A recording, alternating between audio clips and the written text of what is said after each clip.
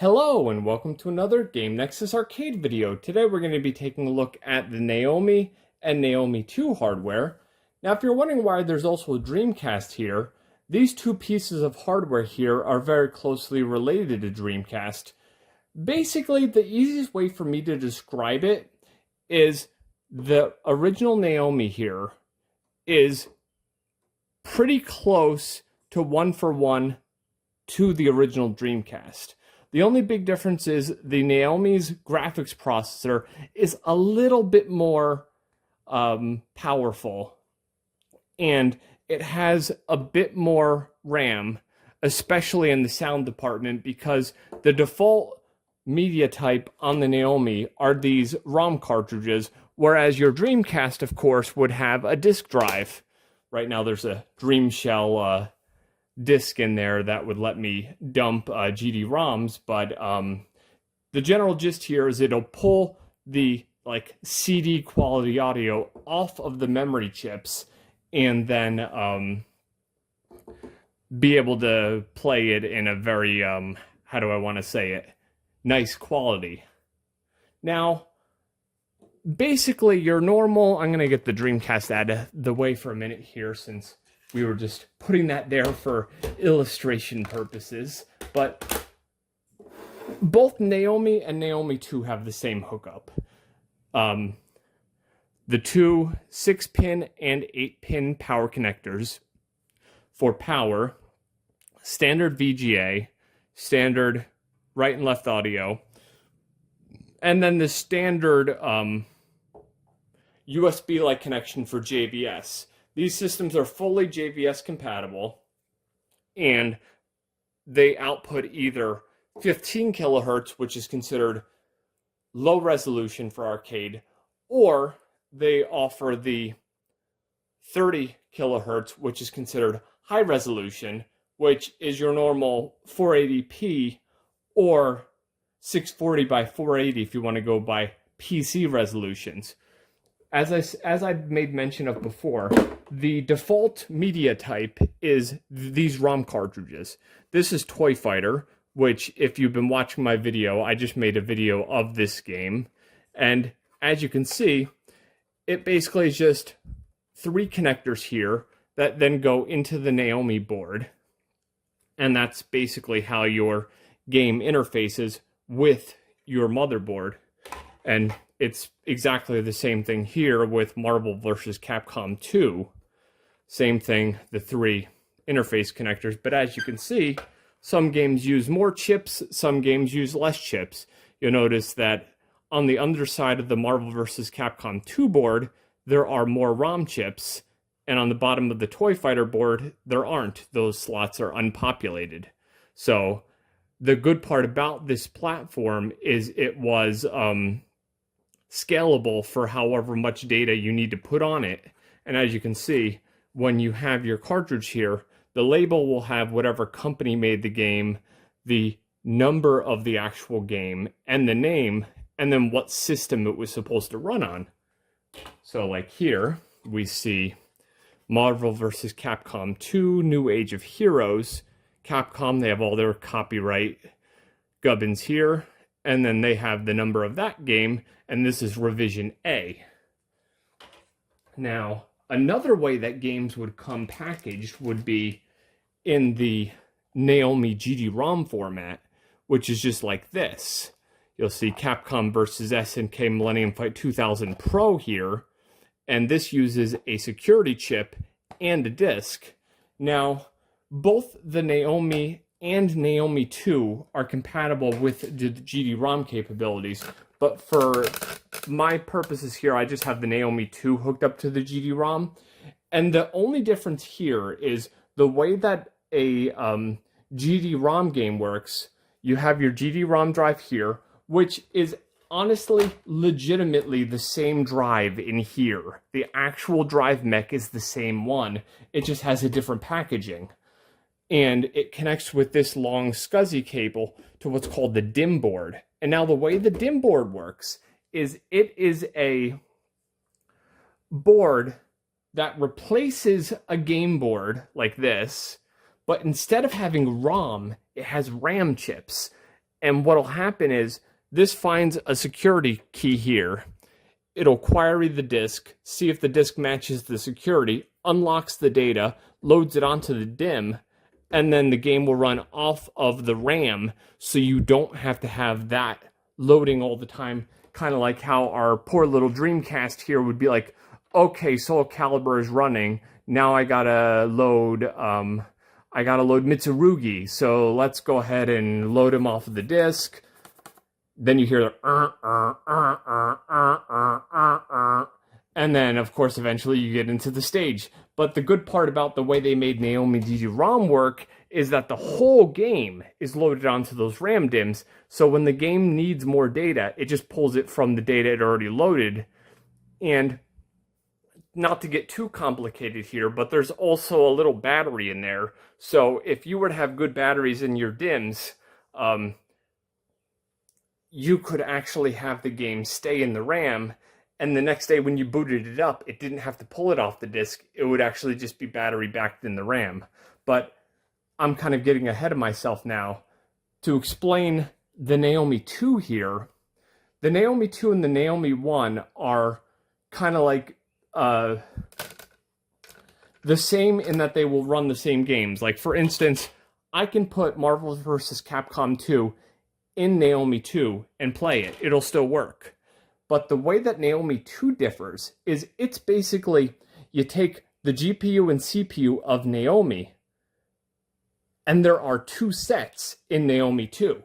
So there are 2 CPUs and 2 GPUs that work in unison. So the way that it works is CPU and GPU 1 render odd lines. CPU and GPU 2 run the even lines. So basically, think of it as like dual core gaming before we really had that. Because one processor set and the other processor set are both managing the whole deal here. And now, just like Naomi games, Naomi 2 games also came on both cartridges. This is the King of Route 66. You'll see it's got the Sega AM2 logo, the name, and the number. And this is also Revision A, just like our Marvel vs. Capcom cartridge. And these are made to, of course, match the shell of Naomi 2. And, of course, they also have GD-ROM games. So, like, for instance, here, Virtua Fighter 4 Final Tuned, this is a Naomi 2 game.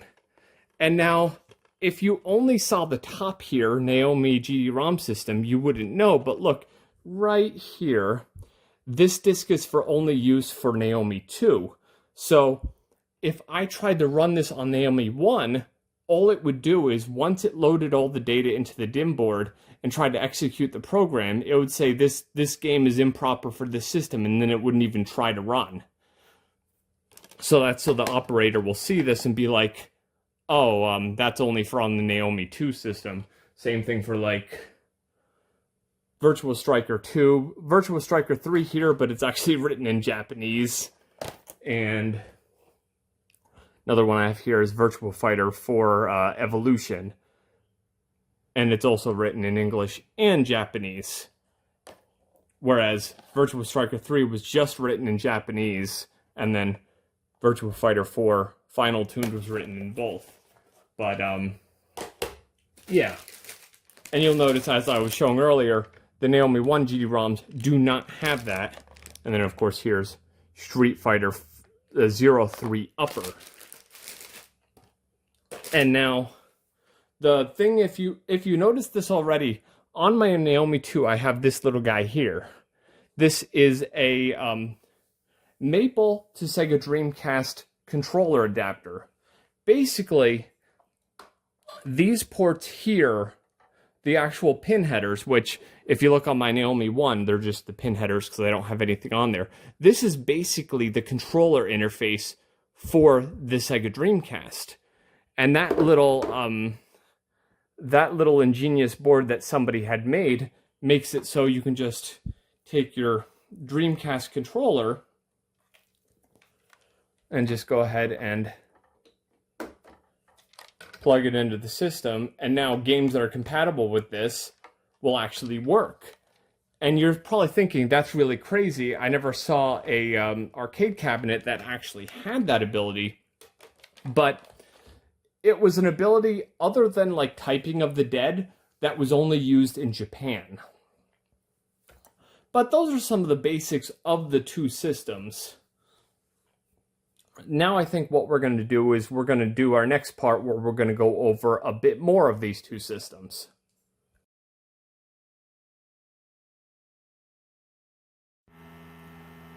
Okay, in this part we're going to call this loading and media.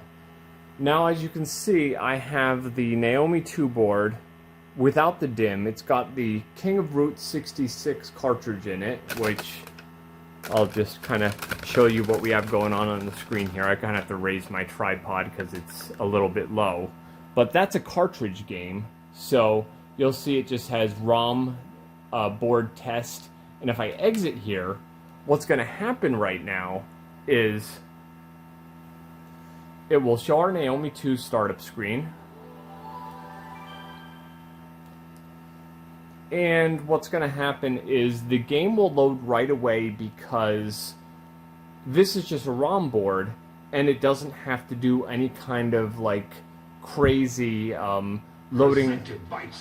As you can see, it doesn't have to do any crazy loading off of the GD-ROM drive or anything. So we're right into the game, and you'll see it already has press start for free play. And then it just goes right into its intro. And I can just... Right now I'm using my OpenJVS, but normally with a game like this, you would use either a Sega Type 1 or Type 3 I/O board, which is similar to what I'm holding here. This is kind of the one I used for Initial D and for the Sega Hikaru game, Planet Harriers. But if I just hit start here,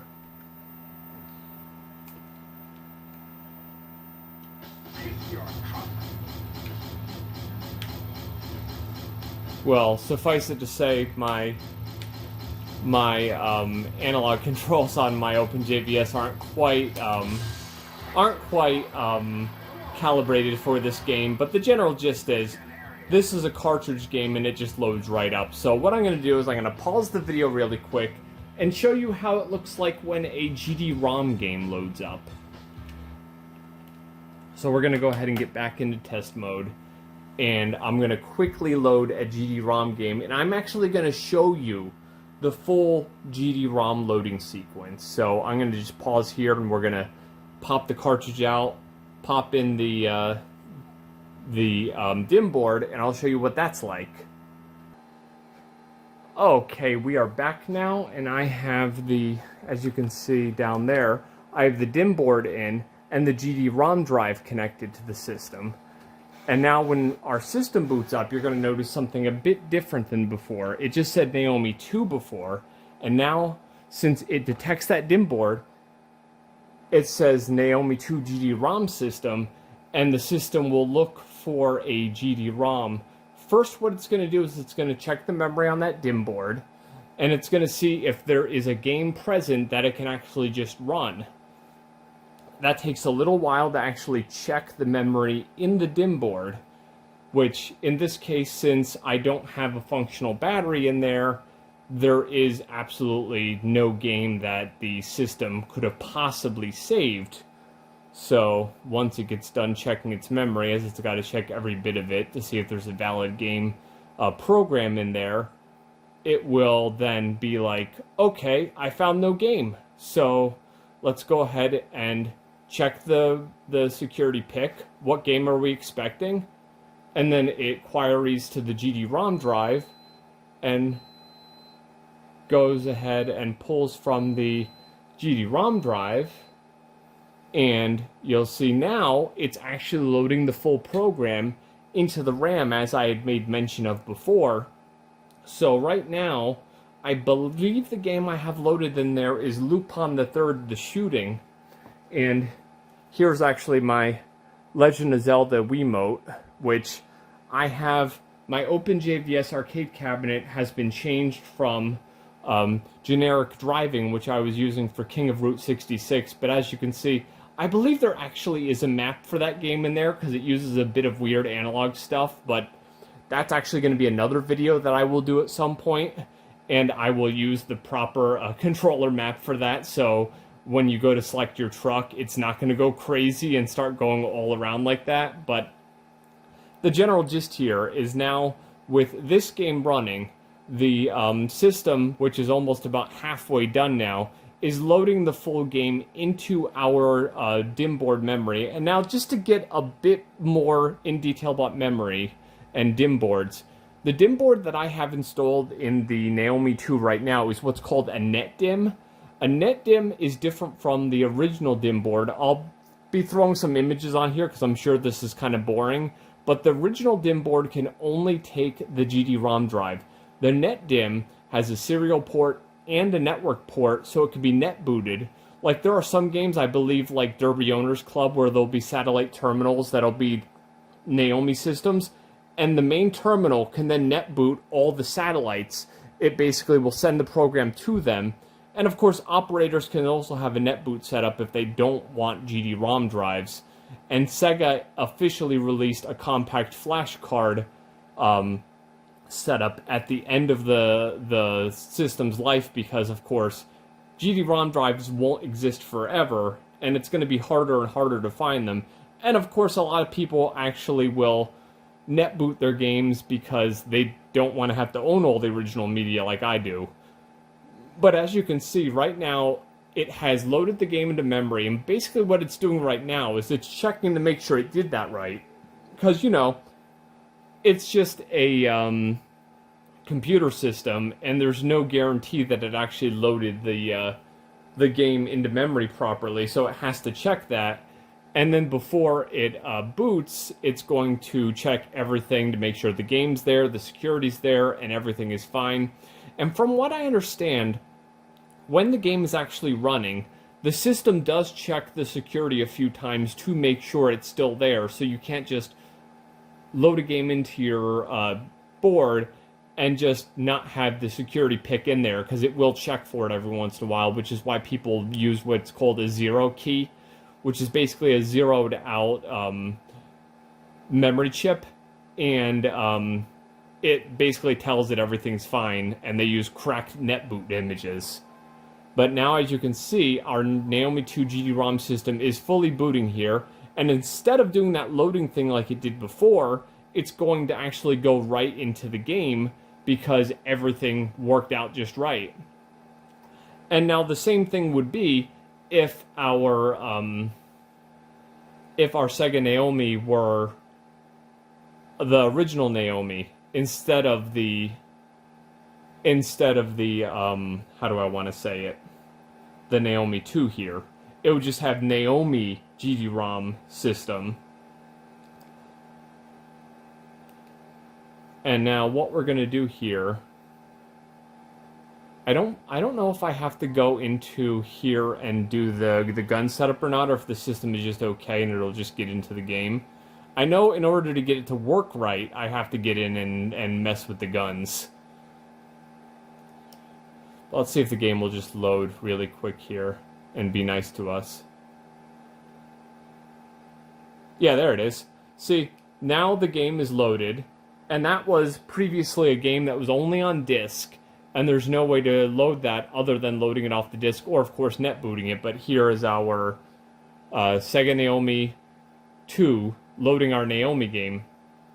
And basically the general gist of how that Naomi to Naomi 2 stuff works is that when a Naomi game is loaded in Naomi 2 shuts off half of its system, and only one CPU, one GPU, and one bunch of RAM is running the game.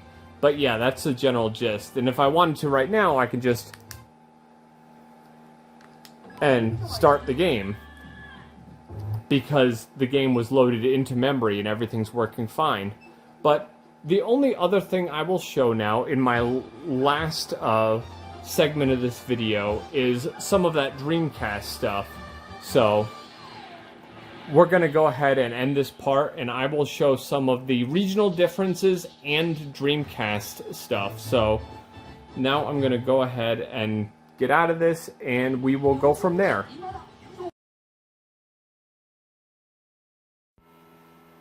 Okay, well, welcome back to the last segment of this video.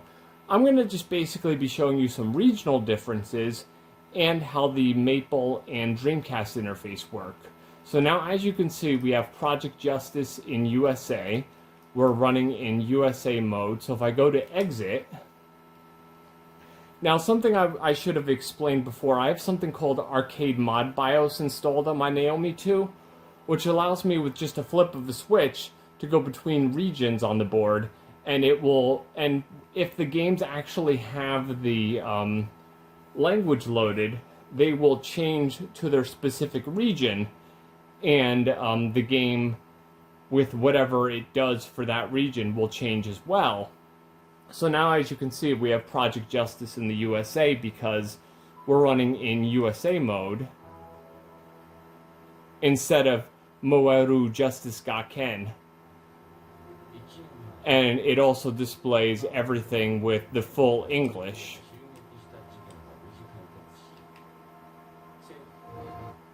And for some reason, we lost our free play, so I have to get back into coin assignments and assign us to free play again, but that's just a general thing here with your arcade boards. If you lose your settings, it's usually 24 or 27 in most arcade boards. But the general gist here is now we're running the English version of Rival Schools 2, as it would be known, and we're able to see the full game in English, enjoy all the features in English, and just like a Neo Geo arcade hardware, the games that support it will switch languages based off of whatever BIOS that you're running. So as you can see here, everything is now in English, and we are running Project Justice. So what I'm going to do is my arcade mod BIOS allow me to turn everything into Japanese mode. So I'm going to go ahead and flip the switch on the PCB and get us into Japanese mode and show you what that looks like. And I'll also show you how Capcom games allow you to use Dreamcast controllers. Okay, I've gone ahead and switched that jumper over to Japanese mode, and you notice we have Moeru Justice Gaken in Japan. So all I have to do now is, if you see at the system, I plugged in a light gun and a controller. The reason why I did that is because the controller board doesn't like it if you don't have something plugged into both ports. It complains. So I just plugged in the light gun because it was the only other Dreamcast controller I could find. So all I'm going to do right now is I just want to show you really quick. If I go into game configuration, VMU kit type, this would not be here if we weren't in Japanese mode. You want to go to Capcom because that'll let you use everything. And we'll put our demo sound on. And now it'll save our configuration. And if I go to exit,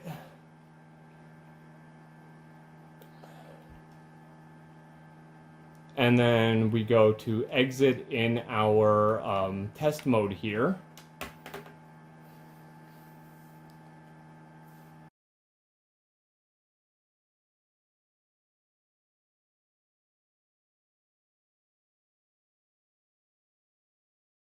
Okay, I think we finally got the bugs worked out here, because you'll see our VMU on our controller has the Moeru Justice Gaken displayed on it. And the thing that I completely forgot is right port is player 1, left port is player 2, because it's reversed. So now, since everything is coming up when the game's initialized, we should be okay. I'm thinking.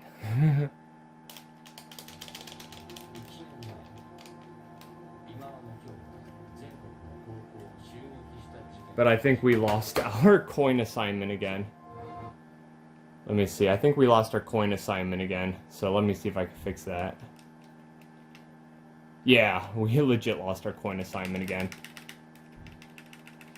That's the only thing to remember. Arcade hardware can be a little finicky.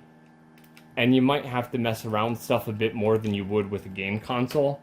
So you kind of have to have a bit more patience. That's about it. Okay, and I got back our coin assignment, and as you can see, it's working, and I can get into the story mode and play like normal. And now another feature that I will show in another video will be the ability to play as a custom character who is made in the Dreamcast version, which is something that this game only does.